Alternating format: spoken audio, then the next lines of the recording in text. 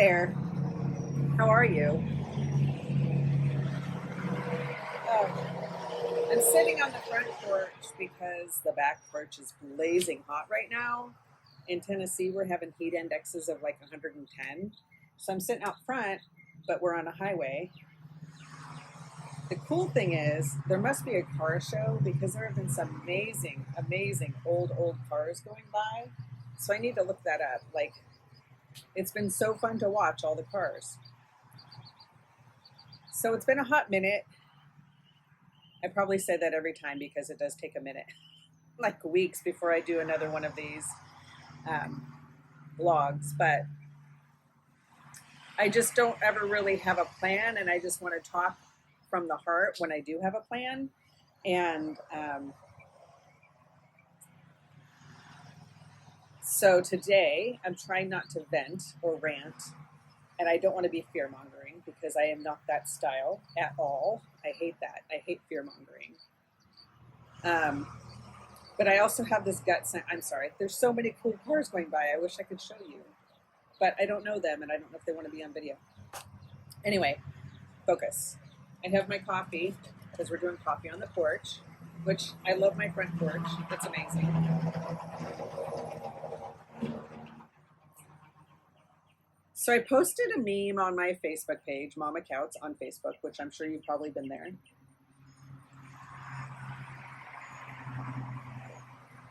And it was a Lion King meme, y'all.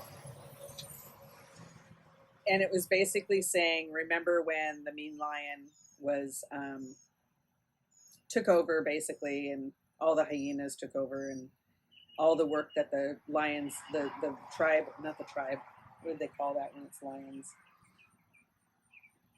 Anyway, everything was taken away. And I posted that because I kind of resonated with it because I'm like, kind of sounds like our world today. And I had a comment from somebody that clearly doesn't follow my page, and it must have just popped up in her feed because she's like, shame on you, you're a Trumper. And I commented nicely. I said, no, ma'am, I'm an American. And it got me thinking because I can tell you right now, I would take mean tweets and all of the crap that went on when Trump was in office over what the shit show is that our America is today. And I'm just absolutely floored at the idea that there's people out there right now, honestly, out there right now, that think that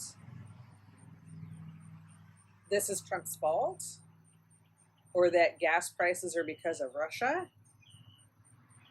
And I don't understand the thought process at all. So I guess can you help me wrap my brain around why somebody would think that what is happening today, a year and a half after Trump is not in office, that this would be any of his fault? And then the other thing is like, I see things happening in terms of, and it's probably the algorithm I have on TikTok. I don't know. I'm just chatting. Grab your coffee. I'm in for the long haul, guys. Because I'm thinking I'm talking as I'm thinking. So we have farmers that are talking about their grain prices. They're having a hard time locking in their grain prices for fall because we don't know what diesel prices are going to do. We don't know. We just don't know, right? So they're having a hard time, and fertilizer and all of that is going up. So the logical thought process for me is grain, gas or fuel, diesel, and fertilizer are all going up. Who's going to pay for that? The consumer. The consumer, you and I, are the ones that are going to end up in the long run having to pay for all that because the farmer can't just absorb that extra cost. He wouldn't make any money. They don't make enough money as it is, right? So, and I'm talking just about cattle. I'm not even talking about like corn and all of that. So I guess it's like a slow trickle, right? Like they're just kind of inching up the gas prices a little bit. And so people are like, well, I can do $4.50. I can do $5. I'll just not buy coffee this month, or I'll just, bring it in a little bit on the grocery budget. I'll maybe not buy as much beer or wine this month. Like, I'm talking fancy, middle class fancy America right now. I'm not talking lower class. I'm talking, this is what we're doing because my husband has a very well paying job. We won't get to retire when we wanted to because our 401k is absolutely tanked. And some would say that's white privilege because I have a 401k. Yes, thank God I have a 401k, but it's not doing us any good right now. Like, we've lost so much money on it. And what are the people doing that don't have the privilege of just, hey, let's not buy as much beer and wine this month. We're going to tighten up our bootstraps, and that's tightening up my bootstraps. Like, I've been doing the prepping thing for so many years. I'm not really worried about our food storage. I do have a huge gap in the what's in our pantry in between versus the 25-year shelf life, because canning, I haven't done any canning. I don't really buy canned food. We do frozen veggies, so I do see a big gap there. We're talking about getting a freeze dryer so we can do our own freeze-dried food, because freeze-dried food now is so much more expensive than it was when we started 8 years ago. Thank God we started 8 years ago. What are you doing? What are you doing? Leave in the comments. I'm honestly curious. What are you doing to get ready for what's coming? Because there's some rumors that are like, there might not even be elections in November because of whatever reason. Insert conspiracy theory, right? So I don't know about that. I don't know if there will be or won't be. I don't know what good it's going to do, because then my other thought process is like, everybody in the world knows that Biden cheated to win. Everybody. Like 2,000 Mules. I haven't watched it yet. I've heard it's really good. It's all out there, laid out for everybody to see, and nothing's happened. Nobody's done anything. And I guess I don't understand that. How has nothing happened? How is he able to get away with it? These are the questions I have. So would it matter if there was another election in November? Because they're going to cheat.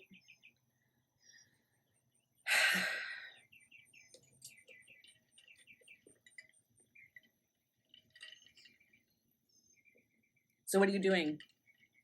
Are you buying an extra can or two when you go to the grocery store?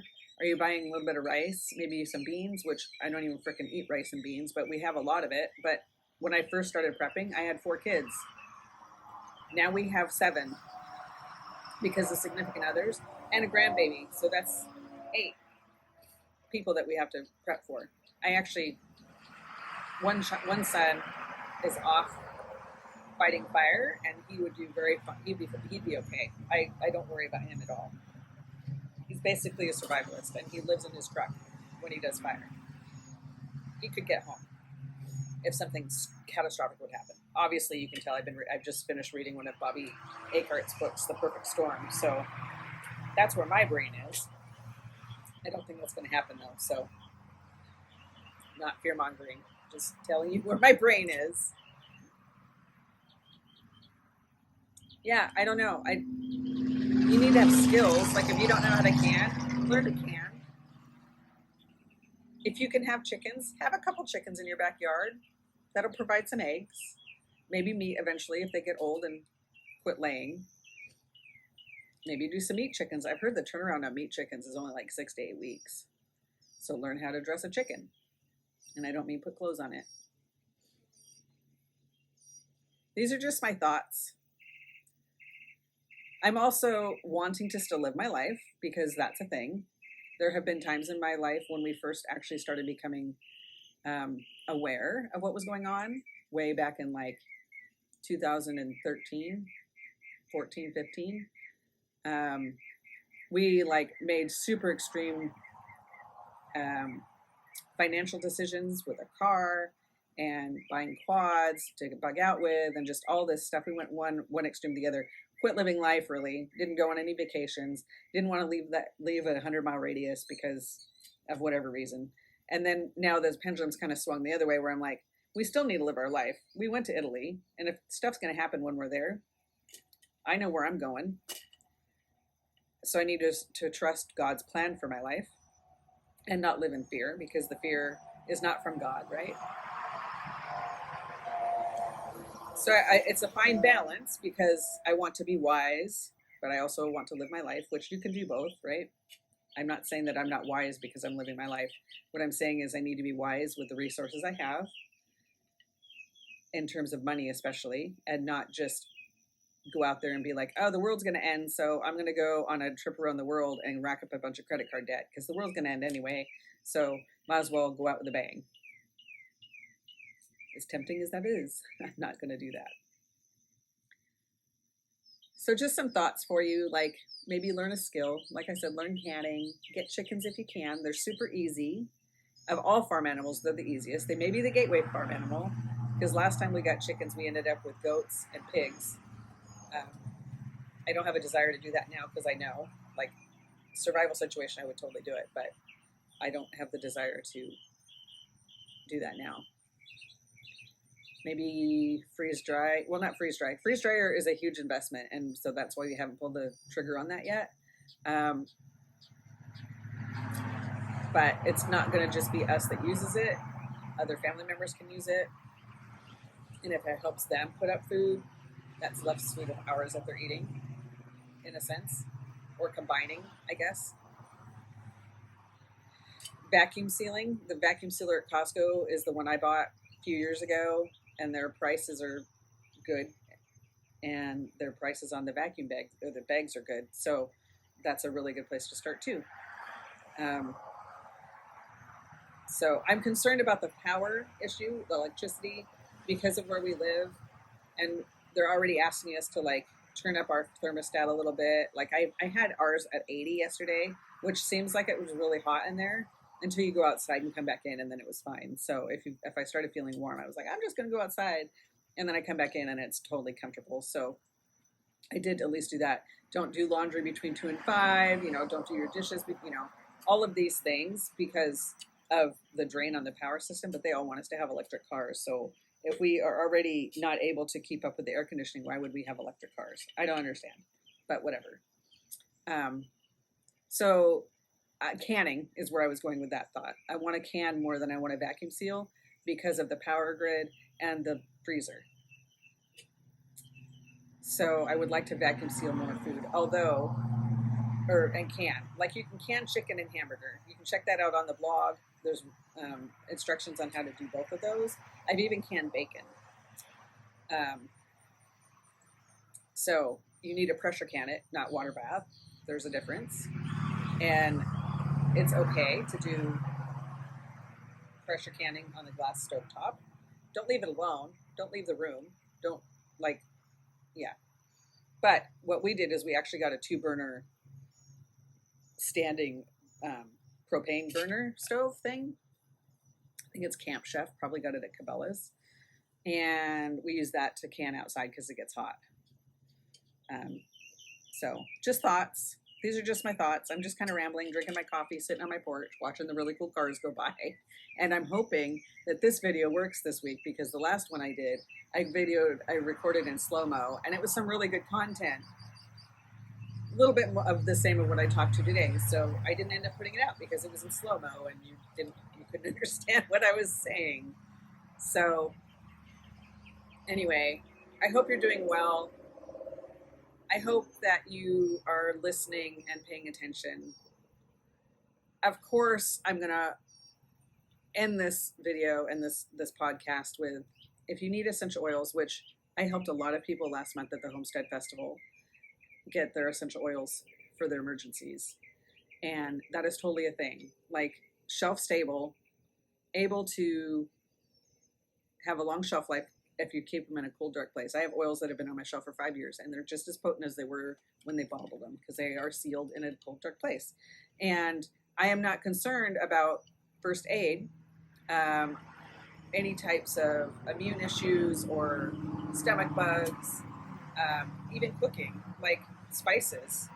You can prep all the spices you want. They won't stay fresh unless you vacuum seal them. And then once you pop that seal, you're going to have to use them up. These oils you can use for that, like oregano and thyme and that type of stuff. So I don't use them currently. I use lemon a lot. I use grapefruit a lot in my water to keep my system flushed, but it's just an option. So anyway, I hope you're doing well. I will leave a link below for my essential oil first aid class. It's free. Free to join, free to go through that. It's only a couple days long, and it gives you some basic first aid for essential oils information. So anyway, be blessed, and we'll talk to you soon.